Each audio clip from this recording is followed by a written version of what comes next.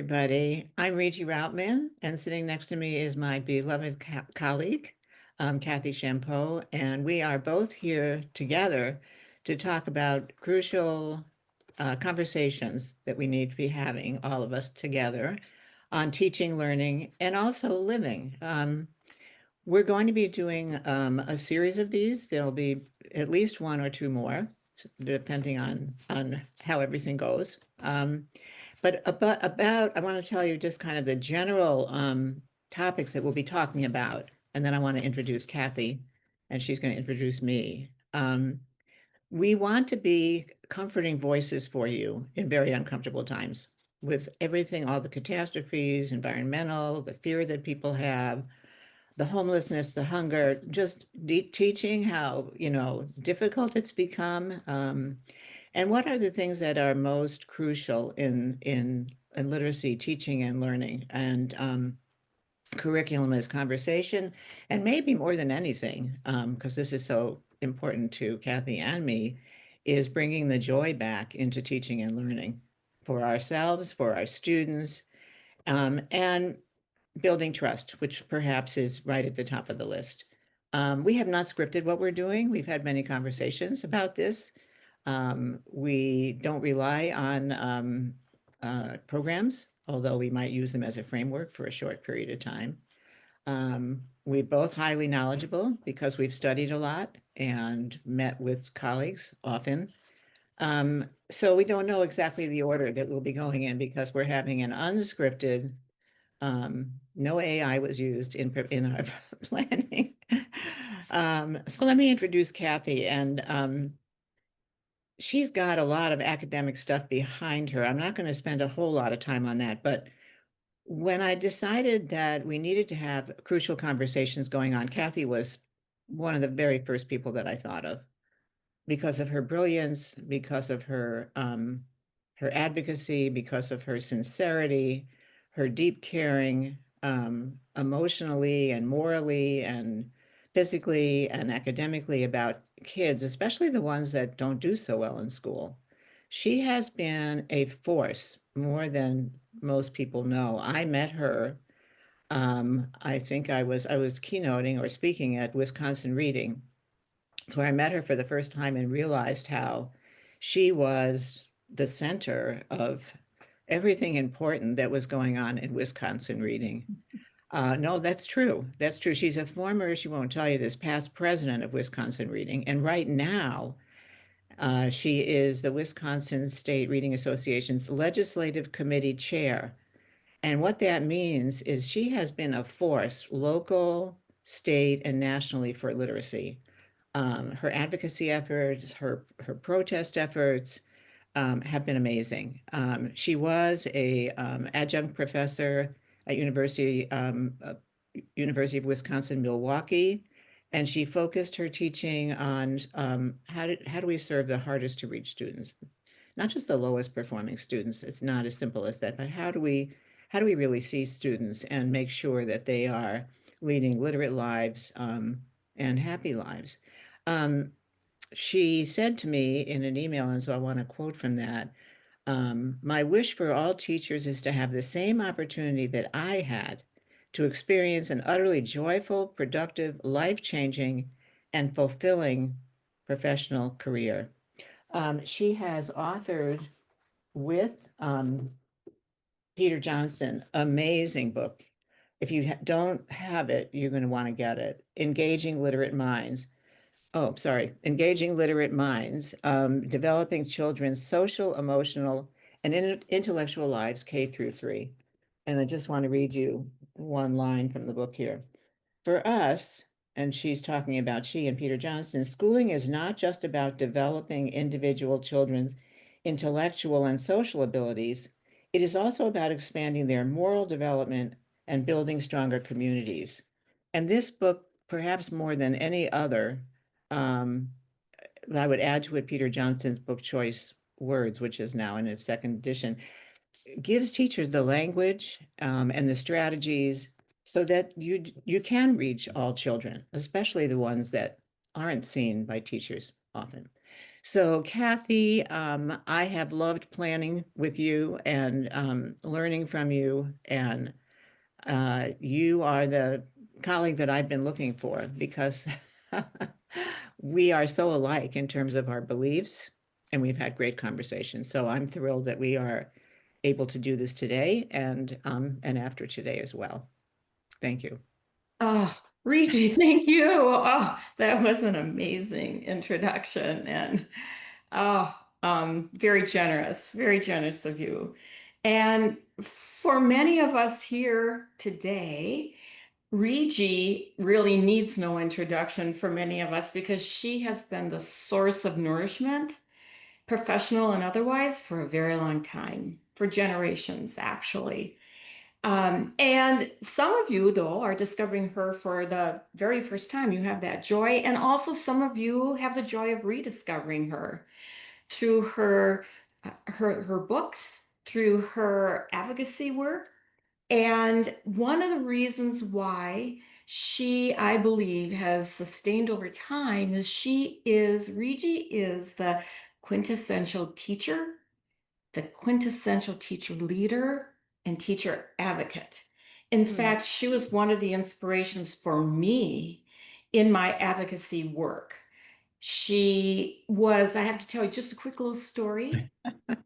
When I was presenting one time at the Wisconsin State Reading Association, when Regie was there, she came to my session, which blew me away to have Regie Routman Oh, there. come on. And I was talking about when unproductive practices and policies and perhaps legislation hit us, at first we're shocked, and then we become angry, and oftentimes then compliant. And the worst thing for me was thinking about it as business as usual. After the presentation, Regie said to me, Kathy, there's one more thing I would add, and it was just absolutely brilliant. She said the worst thing is the learned helplessness of teachers. And that just stopped me in my tracks and helped me to understand the importance of all of us as being advocates. She has been one of I knew Regie long before she knew me through her work, and she was part of what I would call an intellectual community of more knowledgeable others that I would think alongside through her books. But one of the things that's so important about Regie's work is that she has personified the research that helps us to see children. So when she talks about my ability to see children, it is through her work as a professional and as really an intellectual community that helped me to learn and grow. And she helps us to understand that we are social beings. And so learning is a social endeavor, and children are social beings. And that means teaching is a matter of the heart. And this is her new book, which actually personifies exactly what I'm trying to say, the heart-centered teacher, restoring hope, joy, and possibility in uncertain times. And regardless if you have followed Regie for a long time, or if you're new to the profession, this is actually a great place to start. And what I like to say, it's a book to savor. It Mm. really is a treasure. And in reading it, it's unlike her other books. It sometimes almost reads like a novel. And when you're done, it's Oh, kind I of like that. the sad experience that you're done and you really want more.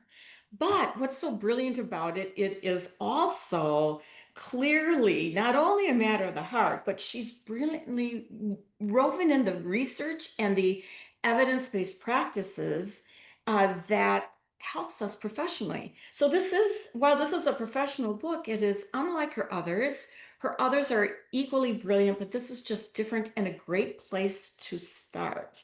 So this is That's quite she is enough. no, You're Regie is embarrassing one of me. our treasures, are one of our professional treasures. Oh, Kathy, that's so kind, really.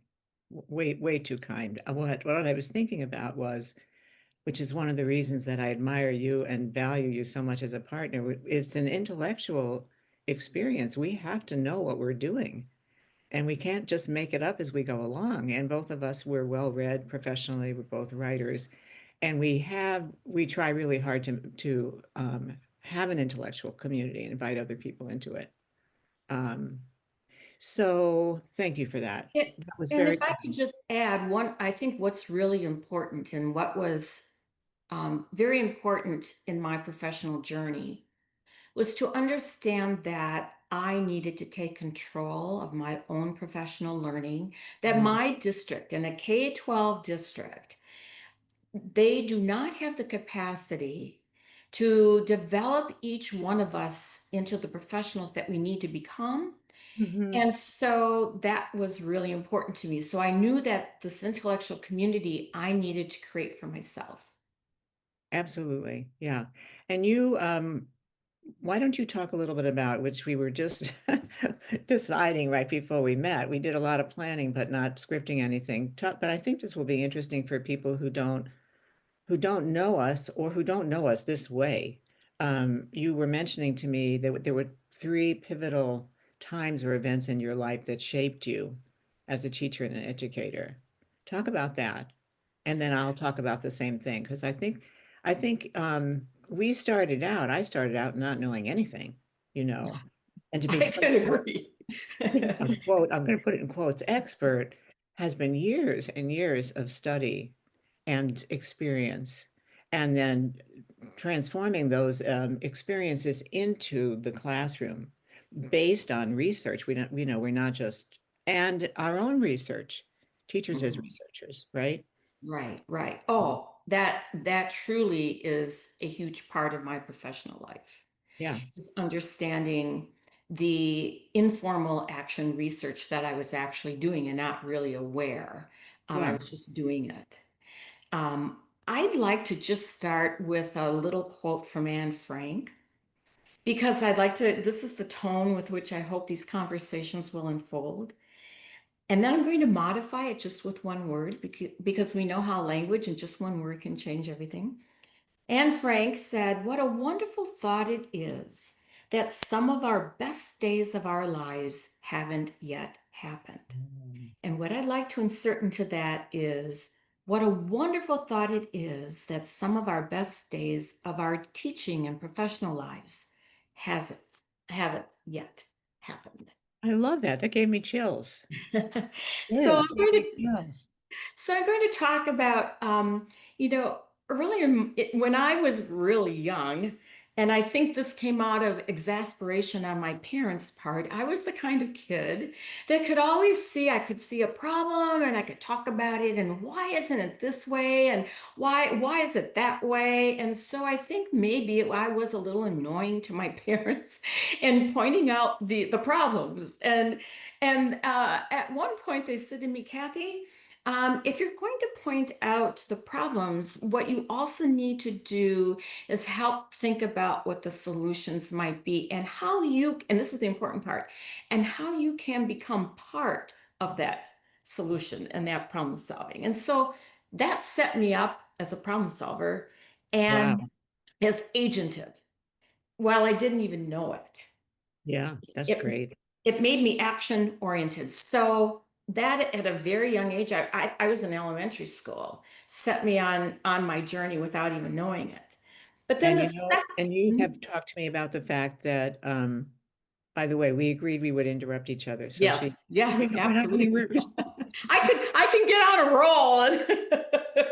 Well, we both can. But what your parents set you up for is exactly what um, world problem solvers, innovators do.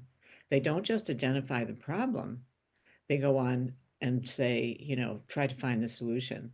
And we do, and that's what you're doing in your political life, your educational life, and what we do in the classroom too. I remember kids coming and saying, so and so's doing this, and this isn't working, and I'm saying, and then we say, how are you going to fix that? How are you going to solve that problem? And I'm sorry. I Absolutely. hope I didn't mess up your train of thought, but No, that no, it's grounding from your perfect parents, because it I leads never. to my second Yeah. seminal moment, actually, which occurred after my first year teaching. I was a first grade teacher, and like Regie, I didn't even know what I didn't know, but I knew I didn't know, if That's that makes true. any sense. And back in that time, it was not unusual for young teachers like myself to receive the bulk of what teachers have identified as the hardest for them to teach children. So the least experienced teachers receive the hardest for us to teach children. So in my first grade class, which, as you all know, if you're a first grade teacher, is a very pivotal year.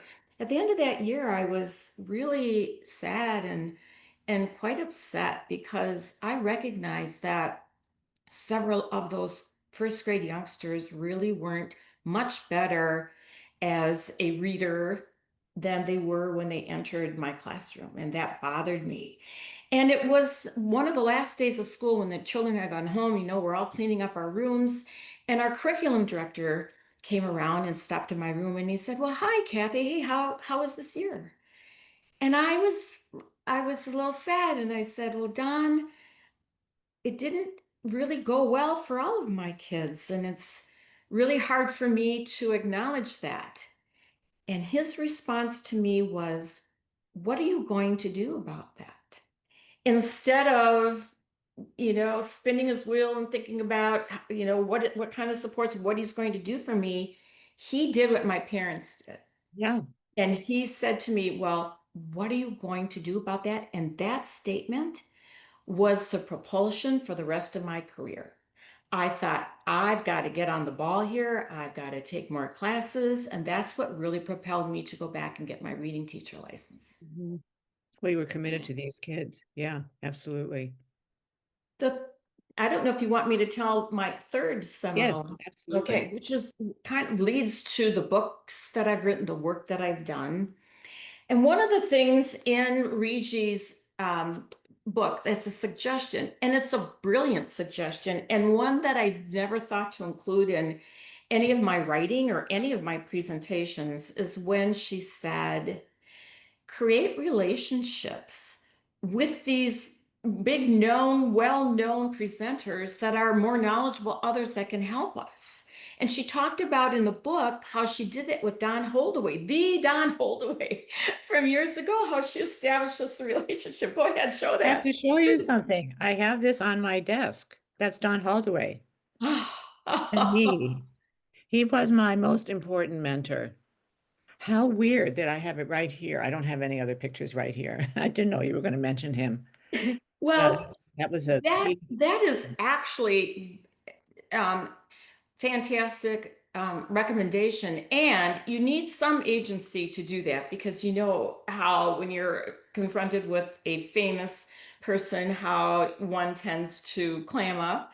But because of the agency that my parents developed in me, when I go to conferences and I seek out those folks that have been in my intellectual community and they don't know it, my seminal person was Peter Johnston. And he would come to the Wisconsin State Reading Association and present, and then he would present at other conferences. And I always made sure that I went to his his presentation rather, because he was always blowing my mind with something new. And before his choice words came out in 2004, he was talking about agency and being agentive. And I was having a hard time getting my mind around that. Mm. And so when his book Choice Words came out, I remember I got in the mail. I came home from school. I took it out of its wrapper and I sat down and started to read it. And I read it until 2 o'clock in the morning. I Wow. read it nonstop. And being up to 2 o'clock in the morning, for me, getting up as a teacher the next day was unheard of. But I was so compelled by it.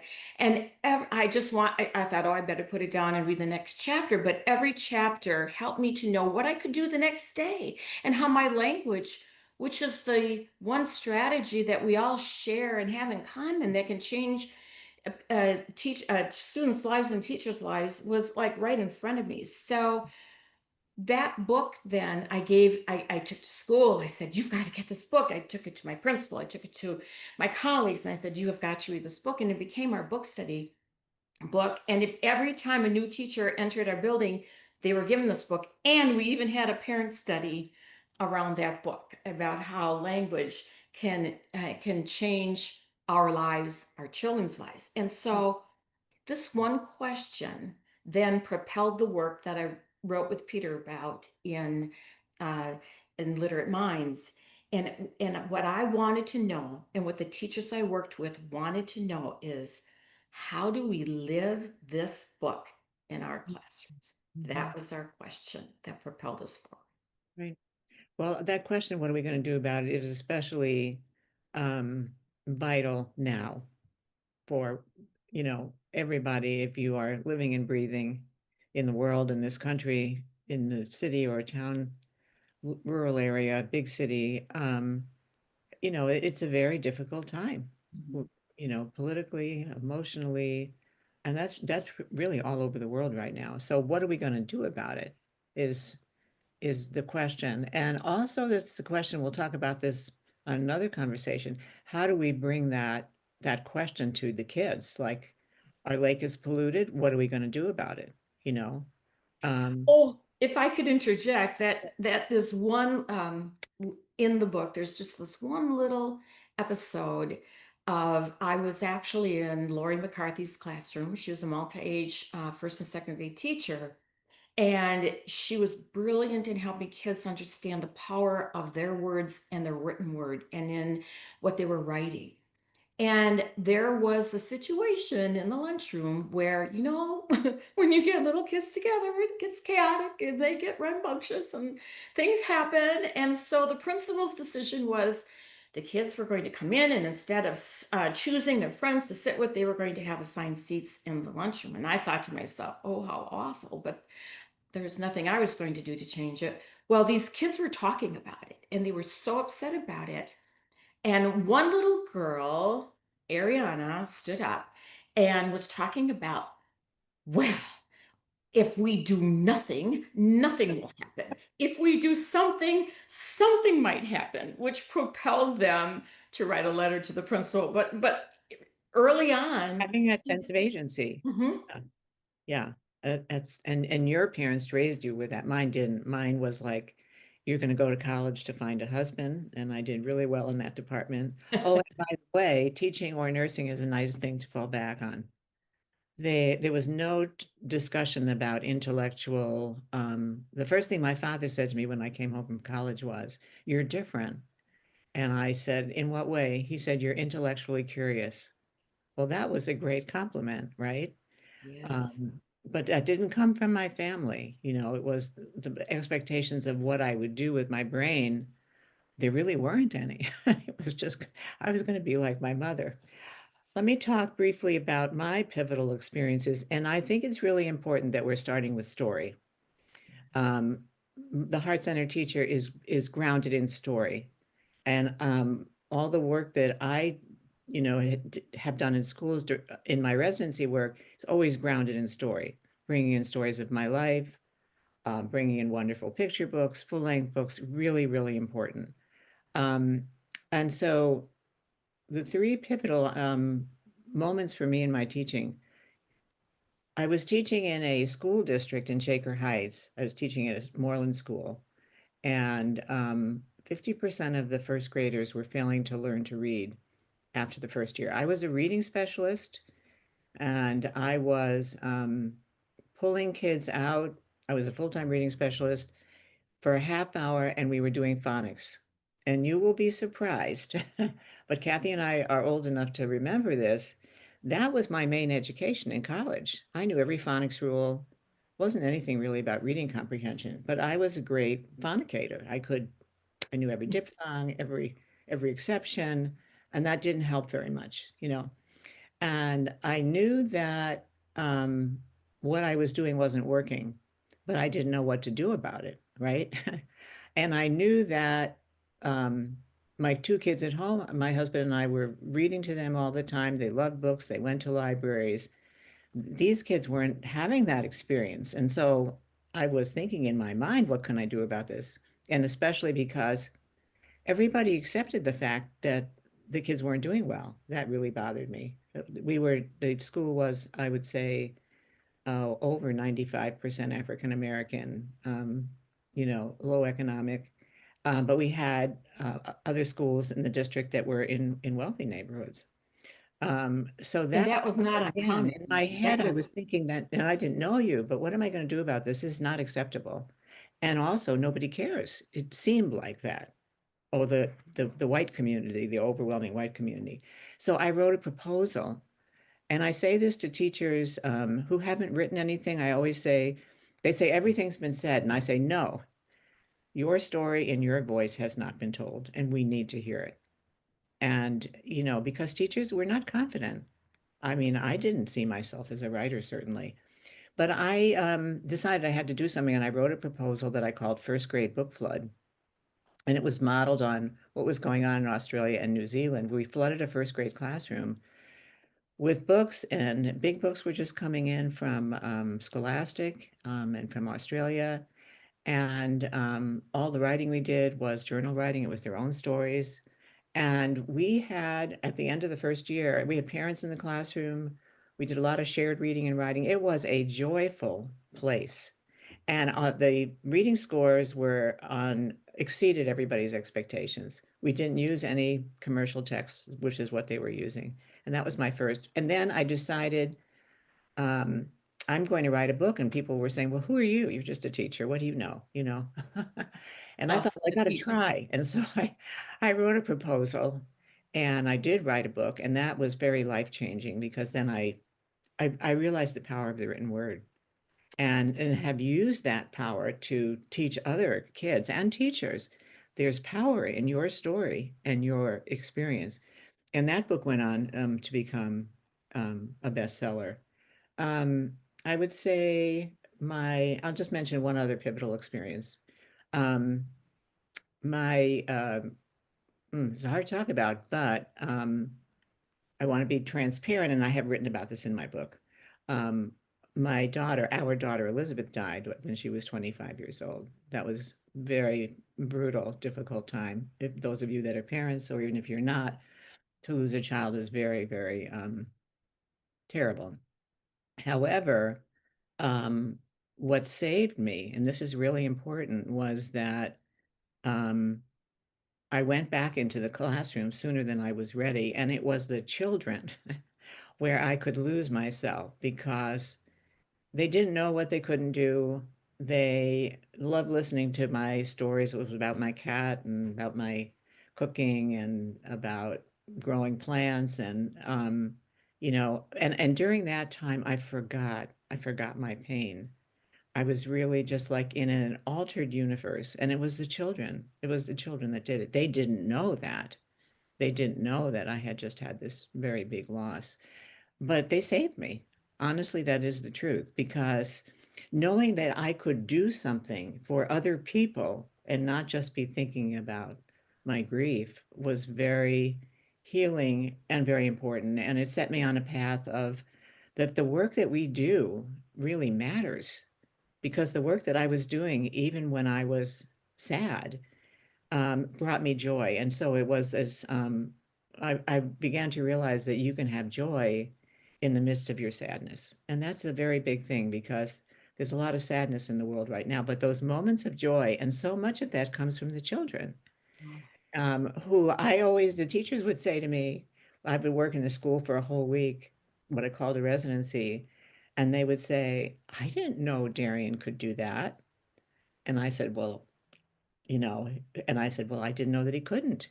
And so, and I know, Kathy, you teach the same way, teaching the kids as if they're gifted and forming relations with them is a very, very big deal. Um, and maybe from here we should talk about, because I think this is one of the biggest, um, you and I have talked about this, building relationships with teachers, with kids, really seeing students. And I wrote this in my book, but I don't know who to attribute it to. Progress moves at the speed of trust. Let me say that again. Progress moves at the speed of trust. The closer the relationships are with your colleagues, right? With your family, with your children and your students in school, the faster, the more progress, the more growth they're going to make. It's as simple and as hard as that, right?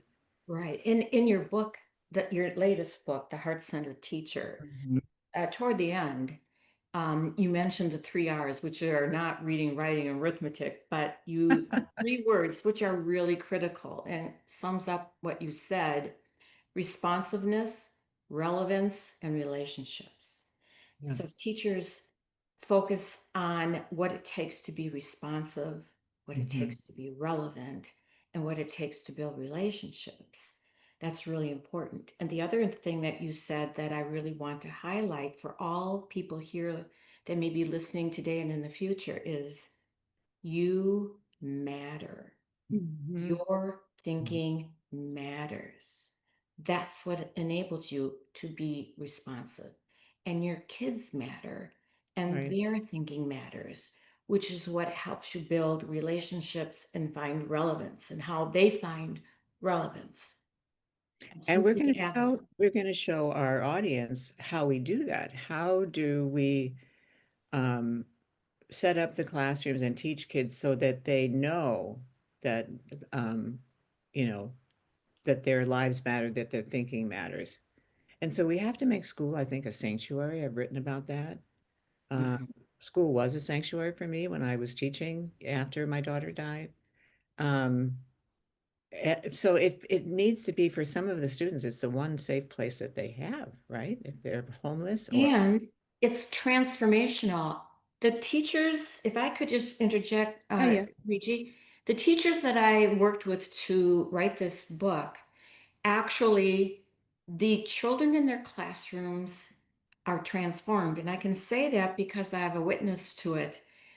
When we were doing this work and we were trying to live choice words in our classrooms and really dig deep and try to understand. I read that book, I think 10 times. I don't think I've ever read a book so many times. And I would email Peter and tell him these stories. And then when I would see him at conferences, I would tell him more stories. And I would just tell him how brilliant his work was. And so he wanted to come and see the classrooms. Oh, So the first time he came was in February when our conference was. And when I asked the teachers, what do you think about having Peter Johnston in your room? I was shocked that they were fine with it. I thought, oh my gosh, if anybody could put a straitjacket around a teacher's mouth, it would be Peter with his choice words, worrying about the words coming out of our mouths. He came in February. Then he came back in September that year. And then in the following year, he said, I'd like to come in September. So I thought, wow. oh boy, how do I ask these teachers if he can come back in September when we know how rough things are? I mean, things are not a well-oiled machine in No, it September, never is. particularly also when you have the hardest for us to teach Yeah, children in these classrooms. yeah. So Peter came in and saw these rough edges and saw children under a couple of children really struggling under the table, not wanting to engage. He came back in February and saw them again, each one of these classrooms. These are different classrooms, not just one teacher's classroom. This work is generative. And he came back, and in May, he was blown away. He said, these are completely different children than what I saw in September. So this work matters, Yeah. and teachers' thinking matters, kids matter, and just what you said, the conditions that we create matter. Hmm.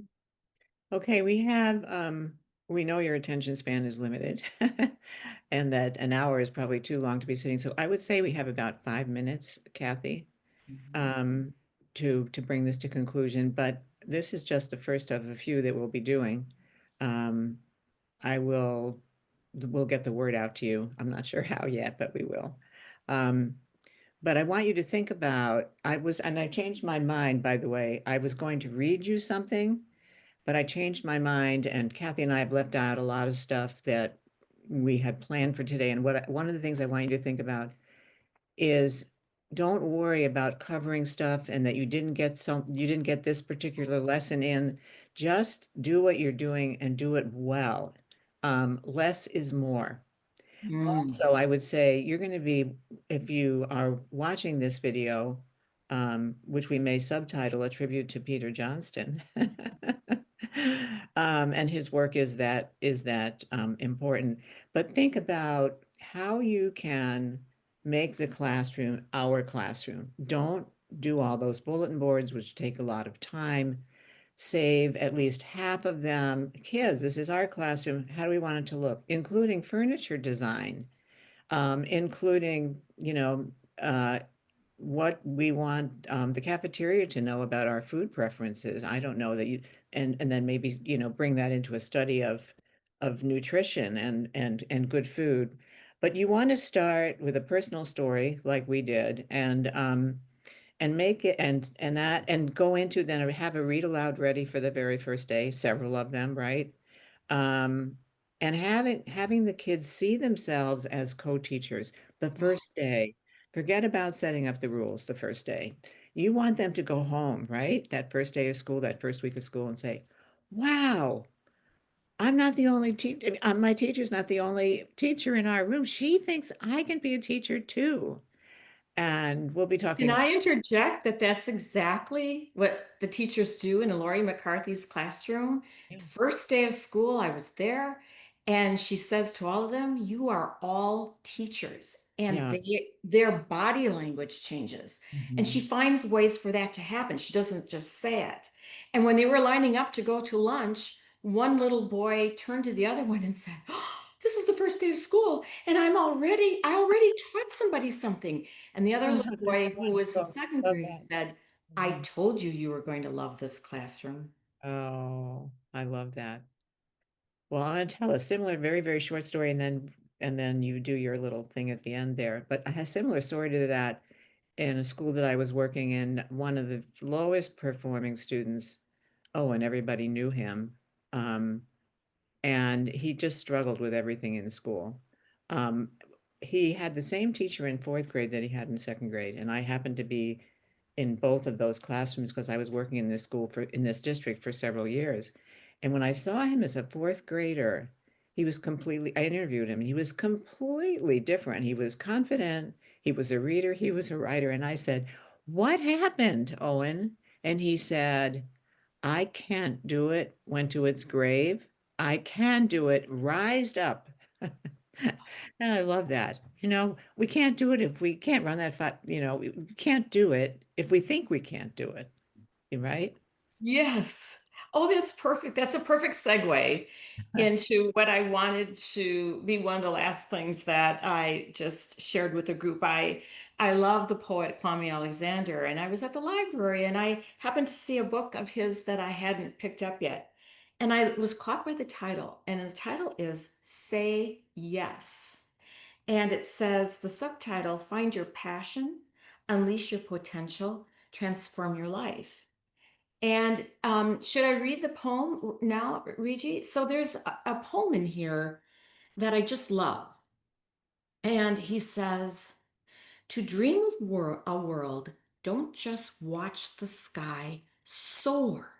Say yes to your wings. Close your eyes, open the window of your mind. Be a silver eagle chasing the sun with bold vision. See a dazzling new horizon of possibility and promise. And that's what Wow. I'm hoping. Wow. I love that. I love that. And what a great way to end. I just was thinking to end the day with a poem.